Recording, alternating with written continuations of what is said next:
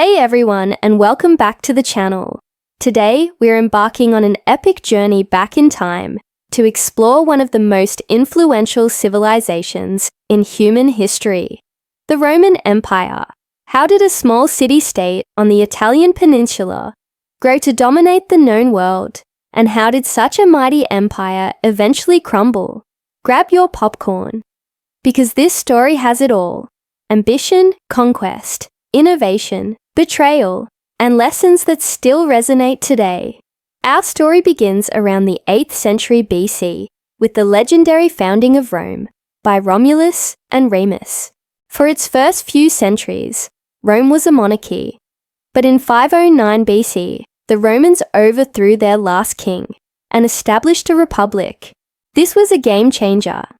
Power was now, in theory, in the hands of the people, represented by the Senate and elected officials called consuls. This new system fueled a relentless spirit of expansion. The early republic was a tough neighborhood. Rome fought constantly with its neighbors in Italy, the Etruscans, the Samnites, the Gauls. But with each victory, Rome didn't just conquer, it integrated. They built roads, established colonies, and extended forms of citizenship to defeated peoples. This unique approach turned former enemies into loyal allies, providing a near-endless supply of soldiers for their legendary legions. The Roman legion wasn't just an army, it was a marvel of discipline, engineering, and tactical flexibility. This military machine would soon be tested against its greatest rival. Enter Carthage, a powerful maritime empire based in modern-day Tunisia. The struggle for control of the Mediterranean led to a series of 3 massive conflicts, known as the Punic Wars. These wars gave us one of history's most brilliant military commanders, Hannibal Barca. In the Second Punic War, Hannibal achieved the unthinkable, marching his army, complete with war elephants, over the Alps and into Italy, inflicting devastating defeats on the Romans. For a moment, it seemed Rome was on the brink of collapse, but Rome's resilience was its superpower.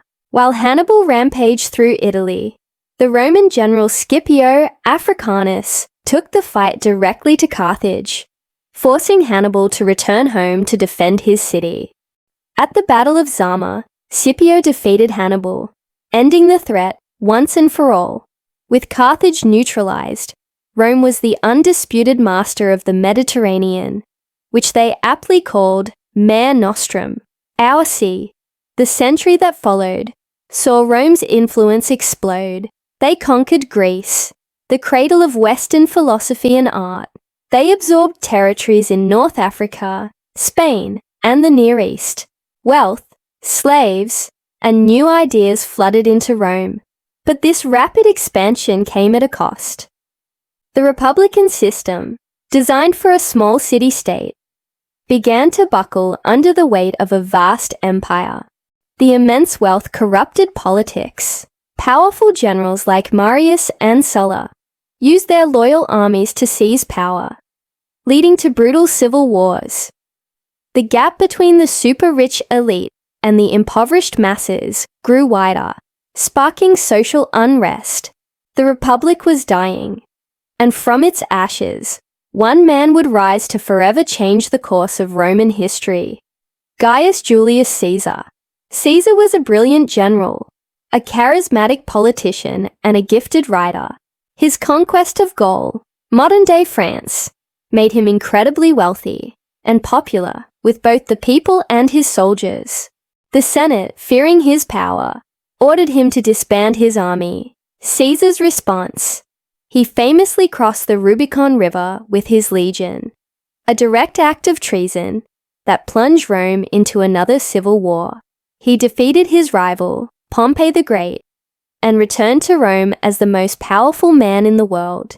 Caesar was declared dictator for life, and he initiated sweeping reforms. But his ambition and monarch-like status unnerved many senators. In 44 BC, on the Ides of March, a group of conspirators assassinated him in the Senate, hoping to restore the Republic. Instead, they unleashed another round of bloody civil wars. Out of this chaos, Caesar's adopted son, Octavian, emerged victorious after defeating his final rivals, Mark Antony and Cleopatra of Egypt. Octavian skillfully navigated the political landscape. He knew Romans were tired of war and wary of kings, so, in 27 BC, he restored the Republic while keeping ultimate power for himself. He took the title Augustus, meaning the revered one, and became the first Roman emperor. The Roman Empire had officially begun. The reign of Augustus ushered in an era of unprecedented peace and prosperity known as the Pax Romana, or Roman peace. For the next 200 years, the empire was relatively stable. Trade flourished along the vast network of Roman roads. Magnificent structures like the Colosseum and aqueducts were built, and Roman law and culture spread from Britain to Mesopotamia. Emperors like Trajan and Hadrian expanded the empire to its greatest extent and focused on consolidating its borders. It was a golden age of engineering, literature, and administration. But even golden ages must end. By the 3rd century AD, the cracks began to show. The empire faced a combination of internal and external pressures that became known as the crisis of the 3rd century. The stable succession of emperors broke down, with the army installing and assassinating rulers at an alarming rate. In one 50-year period, there were more than 20 emperors. This political instability wrecked the economy. Constant civil wars drained the treasury, leading to hyperinflation and the collapse of trade. At the same time, the empire's borders were under constant attack. So-called barbarian tribes, like the Goths and the Vandals, pressed against the Rhine and Danube frontiers in Europe, while a resurgent Persian empire threatened the east. The once mighty Roman legions were stretched thin, defending thousands of miles of border. Emperors like Diocletian and Constantine tried desperately to save the sinking ship. Diocletian, realizing the empire was too large for one man to rule, divided it into a tetrarchy, a rule of 4. This temporarily stabilized the situation. Then came Constantine the Great. He not only reunited the empire under his sole rule, but also made 2 monumental decisions. First, he moved the capital from Rome to a new city he named Constantinople, strategically located at the crossroads of Europe and Asia. Second, and perhaps most importantly, he became the first Christian emperor, ending centuries of persecution and paving the way for Christianity to become the dominant religion of the Western world. Despite these efforts, the division of the empire became permanent after 395 AD, splitting into a Western Roman Empire with its capital in Ravenna, and an Eastern Roman Empire ruled from Constantinople. The East, wealthier and more defensible, would thrive for another 1,000 years, becoming what we now know as the Byzantine Empire. The West, however, was on life support. Its economy was shattered, its armies were depleted, and it faced relentless waves of migration and invasion from Germanic tribes fleeing the Huns, a nomadic people from Central Asia. These weren't just raids anymore. Entire peoples were moving into Roman territory, sometimes as allies, sometimes as conquerors. The final blows came in the 5th century. In 410, the Visigoths, led by Alaric, did the unthinkable. They sacked the city of Rome itself. While the city was no longer the political capital, the psychological impact was immense. The Eternal City had fallen. Over the next few decades, the western provinces were lost one by one. Finally, in 476 AD, the last Western Roman emperor, a young boy ironically named Romulus Augustulus, was deposed by the Germanic chieftain Odoacer. And just like that, it was over. The date 476 AD is traditionally marked as the fall of the Roman Empire, but in reality, it wasn't a single event.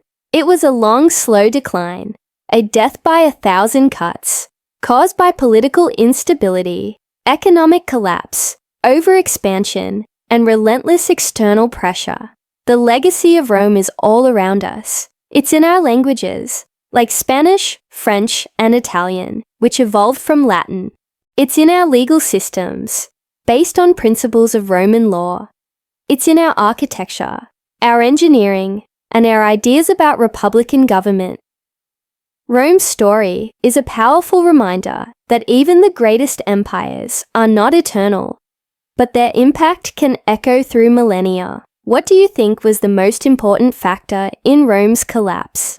Let me know your thoughts in the comments below.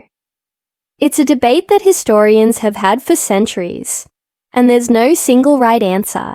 Thank you so much for joining me on this incredible journey through Roman history. If you enjoyed this video and want to explore more fascinating stories from the past, please hit that like button, and don't forget to subscribe and turn on notifications so you won't miss our next adventure. Thanks for watching, and I'll see you in the next video.